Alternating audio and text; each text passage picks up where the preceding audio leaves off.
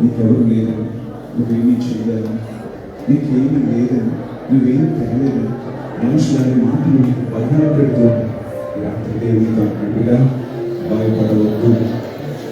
నువ్వే మారుమూల ప్రాంతంలో నువ్వెంత గుర్తింపు వ్యక్తిగా ఉన్నావు.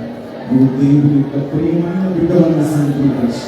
నువ్వు దేవుని కూతురివి, నీవు దేవుని కుమారుడవో, నువ్వు దేవుని పిల్లలన్నా. ఏ అంతకు మీకు భయపడాల్సిన అవసరం, ఏ పరిస్థితికి భయపడిన అవసరం లేదు, ఏ వ్యక్తికి భయపడిన అవసరం లేదు, ఏ సమస్యకు భయపడిన అవసరం లేదు. ఎందుకో తెలుసా? ప్రతి సమస్యని దేవుని స్వాధీనంలో నువ్వు క్షేమం కలిగిన దేవుని బిడ్డవు. అందుకని చేతులెత్తి ప్రభు ఈ రోజు చిన్నాము ఈ భయం స్పిరిట్ తీసుకొచ్చావు.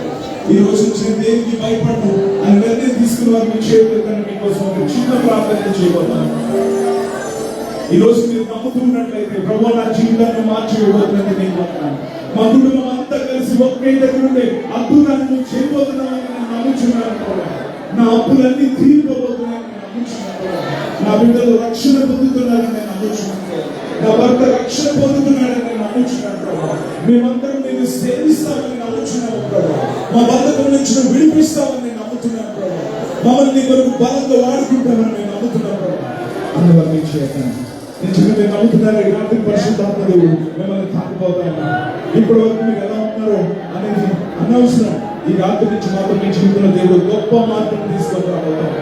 మీకు ఎక్కడైతే రోడ్లో వాళ్ళు అక్కడి నుంచి పెట్టుకోండి. మీ తల నుంచి అధికారులకు స్వస్థత కాబట్టి మీ తల నుంచి పెట్టుకోండి.